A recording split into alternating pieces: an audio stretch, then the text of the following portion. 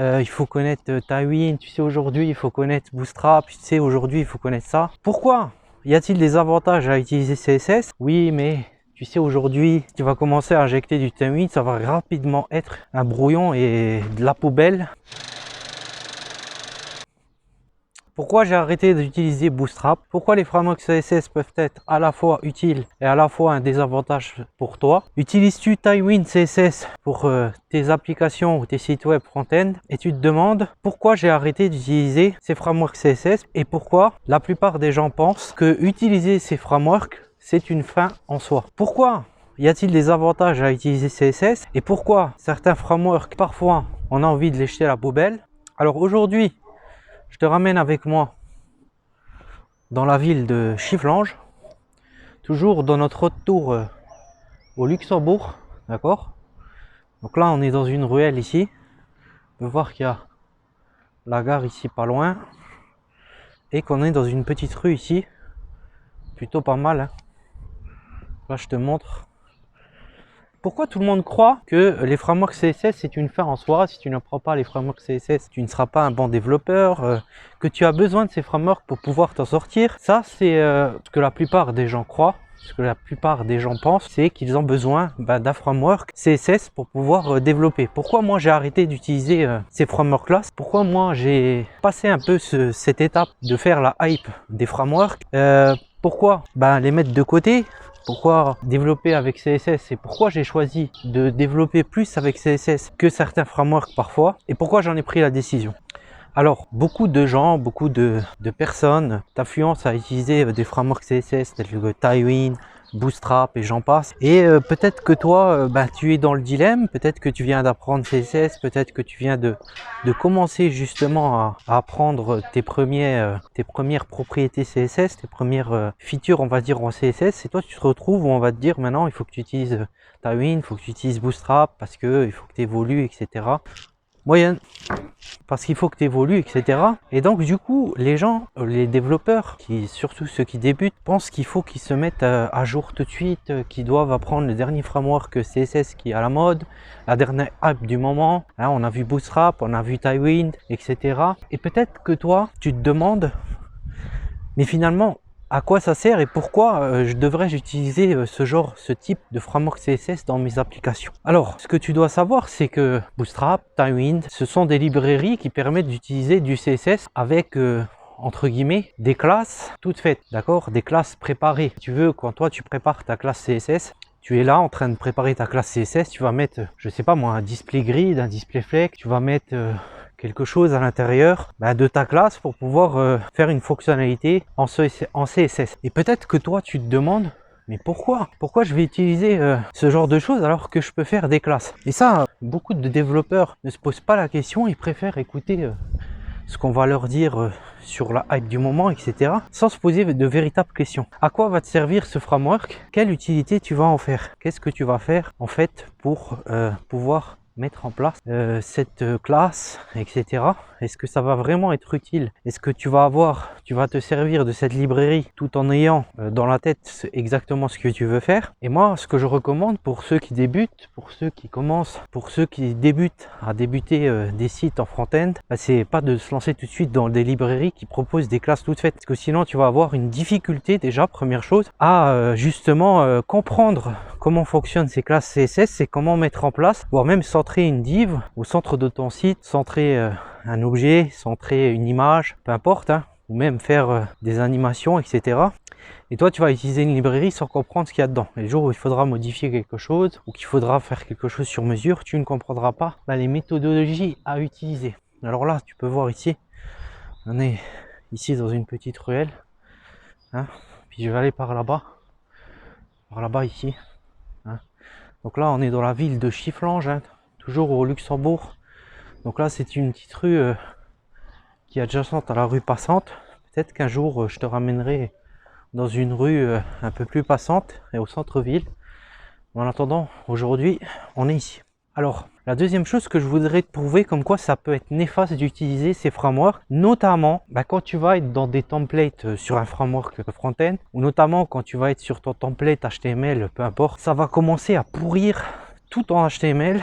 Alors tu vas avoir Bah, surtout quand on utilise des frameworks, tu vas avoir tes méthodes avec tes boucles et tes conditions que tu vas utiliser dedans. Tu vas rajouter encore à ça des classes Bootstrap de Tailwind, peu importe, avec des mots en longueur. Tu vas commencer à en insérer plusieurs parce qu'il t'en faudra plusieurs pour faire plusieurs choses, parce qu'elles sont définies. Et donc de ce fait, toi tu vas être là, tu vas rajouter dans ton code CSS encore des classes, alors que tu aurais pu faire une seule classe dans une seule balise et rassembler tout ça. D'accord? Donc ça c'est une des raisons pour moi pour laquelle j'ai laissé tomber déjà Bootstrap, parce que ça a encombré mon code HTML, ça l'encombrait gravement, et du coup tu avais des B machin, des LG trucs machin, des LG white, des LG des boutons tirés danger, etc. Et là on commence après à plus s'en sortir. En plus tu rajoutes des classes à toi, parce que forcément ces classes là elles sont pas adaptées forcément à ce que tu fais. Donc de ce fait toi tu es là, tu commences à faire tes propres trucs. Il faut savoir aussi que toi tu peux créer ton propre framework CSS en faisant des classes préparées. C'est la même façon, c'est une bibliothèque en fait de classes où tu vas aller chercher des classes déjà préparées. Et pourquoi dans ce cas là ne pas faire tes propres fichiers que tu vas réutiliser dans ton code, dans ton domaine, dans ce que tu vas faire, etc. Et ça va te permettre justement de changer tout ça. Ça va te permettre justement de faire des changements tout en réutilisant à chaque fois le même fichier CSS et en comprenant vraiment comment fonctionnent tes classes. Moi c'est ce que je fais. Parfois je me fais un fichier à part avec mes propres classes Flexbox et que je peux réimporter à chaque fois ou réutiliser ou faire un copier-coller, peu importe, et faire des fichiers comme ça personnalisés plutôt que d'utiliser des classes Bootstrap ou des classes Tailwind qui vont m'encombrer un peu le code. Alors là je vais descendre dans cette rue là, derrière ici. Alors je sais pas si tu vois, hein, et là on arrive ici dans un petit coin là avec un petit parc. Je sais pas si tu vois le parc là, ici, voilà. Et on va aller par là-bas, hein. Petite ruelle pas mal ici. Et donc c'est pour ça que moi j'ai abandonné Bootstrap, ou que ça m'intéresse pas trop Tailwind. De toute façon c'est la même façon, c'est juste des librairies, d'accord.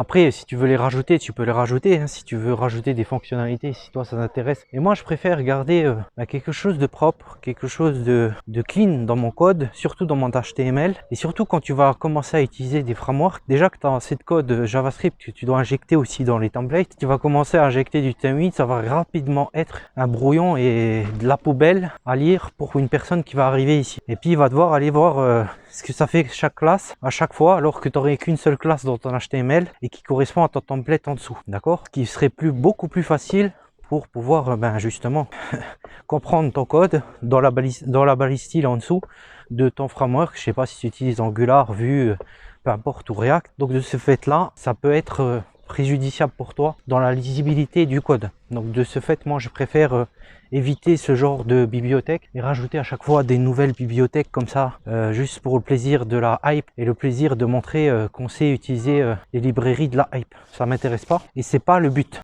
Donc voilà, je t'ai donné quelques preuves. Pourquoi moi ça me posait des problèmes, pourquoi moi ça me dérange, parce que ça pourrit ton code et ça fait du code poubelle dans ton template. Alors si tu préfères écouter genre de personne qui va te dire oui mais tu sais aujourd'hui il faut connaître Tailwind, tu sais aujourd'hui il faut connaître Bootstrap, tu sais aujourd'hui il faut connaître ça, ce que tout ça un jour ça finit à poubelle. Dès qu'il y en a un autre qui va sortir une librairie, que ça va être un peu la hype du côté des États-Unis, du côté des Anglais, etc., qui sont plus en avance que nous par rapport à ces librairies là, dès que ça va passer à la trappe, on va ressortir encore une librairie et puis du coup ton code il sera du code voilà, avec une ancienne librairie, puis tu vas apprendre une nouvelle librairie, alors que la librairie il n'y aura pas de grande différence dedans, à part ça va être des choses de design qui vont changer un peu, une nouvelle façon de designer les choses avec de nouvelles classes, etc. Mais dans le fonctionnel, quand tu vas faire des sites sur mesure, quand tu vas faire des sites pour des personnes, il va falloir réadapter ton concept et ta librairie au format ou avec des classes sur mesure et non pas des classes Tailwind. Même si Tailwind est développé par des gens, ça rajoute des sources à l'intérieur, ça rajoute des classes, ça rajoute des designs, peut-être des animations, etc. Mais sache qu'un jour ça passe à la trappe. Ça c'est comme toutes les technos, toutes les librairies, un jour elles finissent à la trappe. Alors que quand on part sur la base, on sait que on a une base solide, on sait qu'on va évoluer. Après, moi je te dis pas de ne pas les utiliser, mais n'utilise pas ça pour te pourrir l'impression que quand tu vas apprendre ça, ben ça y est, tu es sauvé ou tu as quelque chose en plus que les autres n'ont pas. Non, non. Ce que tu as en plus, la valeur que tu apporteras en plus, c'est quand tu seras bon en CSS, et en CSS optimal et sans utiliser de librairie. Quand tu sais faire les choses sans avoir besoin d'utiliser des choses que des gens ont fait à l'externe. Là, tu seras un bon développeur front-end et tu pourras justement développer tes propres applications sans pour autant. Alors là, je te montre ici un petit truc là. Hein, on est ici en haut. Là, je descends dans la grande rue, on n'est pas dans la ville. Et je vais aller là dans le petit chemin là, tiens. On va aller dans le petit chemin pour voir. Il y a un petit chemin ici, tu vois ici. Je vais passer par là. Et donc c'est pour ça que ne te laisse pas influencer dans ta perception des choses, surtout notamment si tu veux être un bon développeur front-end, un bon développeur créatif. Tu peux utiliser des librairies, mais il faut que tu sois fort en CSS. Tu peux utiliser des librairies, mais il faut que tu saches ce que tu fais lorsque tu développes avec du CSS. Que tu sois capable de créer toi aussi tes propres librairies, tes propres classes. Parce qu'au final, c'est juste un raccourci pour utiliser des choses déjà faites, des classes déjà faites, des designs déjà faits. Alors il faut pas que tu sois dans l'ambiguïté ou ça puisse nuire à ton apprentissage, ça puisse nuire à ta perception lorsque tu vas faire des sites internet et vouloir évoluer dans le front-end. Et peut-être toi tu es un créatif, peut-être que toi ça t'intéresse pas trop CSS. Moi au début j'utilisais Bootstrap parce que ça m'intéresse pas trop CSS, ça me bottait pas de faire des classes comme ça, et du coup j'utilisais ça pour justement voilà, aller à la va-vite et centrer des choses rapidement. Mais en même temps, finalement, je me suis rendu compte que en faisant mes propres classes, j'avais plus vite fait de faire des choses et moins compliquées en utilisant moins de classes, en faisant moins appel à une librairie externe. Et puis ça m'a permis aussi d'évoluer dans le CSS et de comprendre certains concepts que j'avais mis de côté pour pouvoir avancer plus vite. Et forcément, quand on veut avancer plus vite, quand on veut développer plus vite, il faut d'abord avoir de bonnes bases. Parce que on retrouve beaucoup de gens, beaucoup de développeurs, beaucoup d'influenceurs de la tech, te parler de la dernière techno, de la dernière hype du moment. Alors là, tu peux voir ici, on est sur une des rues principales. On est à Chifflange ici. Alors tu vois ici que derrière, je sais pas si tu vois, il y a une petite usine là, d'accord. Et puis ici, tu as quelques routes, hein, avec une petite rue ici, et quelques belles petites maisons ici avec des beaux petits jardins. Et tu vois que c'est des rues tranquilles, hein. Tu peux te balader tranquillement pour pouvoir faire des petits tours avec ta famille ou même tout seul, hein. On va pas te déranger, on va pas te dire quelque chose, tout le monde est tranquille ici. Donc l'alternative, c'est quoi la solution pour toi? Dans un premier lieu, si tu te lances, est-ce qu'il faut que tu apprennes un framework CSS? Est-ce que moi je te dis de ne pas apprendre un framework CSS? Ben non, en fait je ne te dis pas de ne pas apprendre un framework CSS. Je ne te dis pas de ne pas te lancer dans les frameworks CSS. Je ne te dis pas de ne pas apprendre une librairie pour faire tes sites. Mais ce que je te dis, c'est d'abord de comprendre comment ça fonctionne ces librairies, d'abord de comprendre comment ça fonctionne CSS à la base, de te faire des bases solides en CSS, pourquoi pas te faire tes propres fichiers CSS, et de toutes les manières, même en utilisant ces librairies, tu tomberas face à des problèmes ou à des solutions à créer qui forcément ne vont pas être adaptées pour utiliser des classes externes que tu pourras retrouver sur Tailwind, sur Bootstrap ou d'autres frameworks CSS. Alors là, je sais pas si tu vois la rue. Alors là, tu vois un peu l'usine là-bas qu'il y a derrière. Je sais pas si tu vois. Ici, tu as un petit chemin avec une impasse qui arrive dans un petit jardin. Et tu vois qu'on est dans une ruelle bien tranquille. Puis je vais aller par en bas, par en haut là-bas. Et donc, surtout, ne te laisse pas influencer par tout ça. Ne te laisse pas influencer par les on-dit, la hype du moment, etc. Au détriment de ton apprentissage, au détriment de ton évolution pour apprendre, pour développer tes compétences en CSS, etc. Utilise les librairies que si c'est utile pour toi. Si tu as envie de faire tes propres classes, tes propres fichiers, ça c'est ton choix, c'est ton droit. Sache que quand tu utilises des frameworks JavaScript, après par la suite, que utiliser des librairies, ça peut encombrer tes templates et manquer de lisibilité pour ceux qui vont arriver derrière toi. Donc du coup, est-ce qu'il faut les mettre à la poubelle? Dans ce cas-là, parfois oui. Hein. Faut-il mettre Bootstrap à la poubelle? Oui. Faut-il mettre Tailwind à la poubelle? Oui. Et il va falloir utiliser ces frameworks que dans des cas bien précis ou pour des solutions que tu veux suivre et de quand même avoir un code propre, parce que tu ne vas pas trouver dans une classe forcément tout ce que tu veux pour ton site web. Alors, si jamais tu veux aller plus loin, je te laisse un petit lien dans la description pour avoir une petite roadmap en tant que développeur. Si jamais tu débutes sur CSS, sur HTML et que tu cherches un peu une roadmap de développeur front-end, tu as le premier lien dans la description, n'hésite pas à le voir, à le télécharger, où tu vas avoir pas mal de choses, hein. Tu vas aller voir, tu as plusieurs choses. Il y a la roadmap, etc. et d'autres choses qui vont te permettre d'évoluer en tant que développeur et de construire quelque chose de solide par la suite qui ne va pas influencer ton apprentissage et développer réellement tes compétences.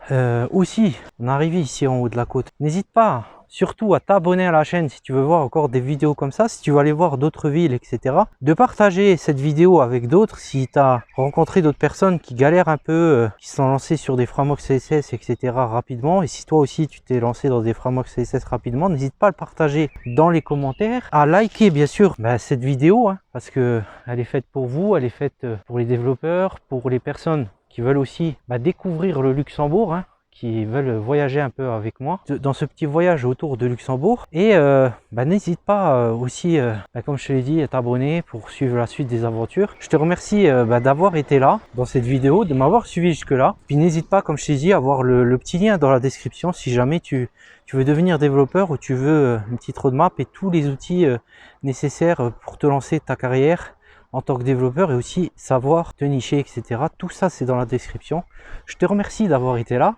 Et puis, je te dis à une prochaine vidéo dans une prochaine ville où cette fois-ci, on parlera d'un autre sujet. Et puis, je te montrerai un peu d'autres endroits avec des beaux petits patelins, des beaux petits coins tranquilles, peut-être même des villes et être un peu plus dans la ville pour te montrer un peu plus le centre et visiter d'autres villes ici au Luxembourg. Donc, je te remercie d'avoir été là et je te dis à une prochaine vidéo.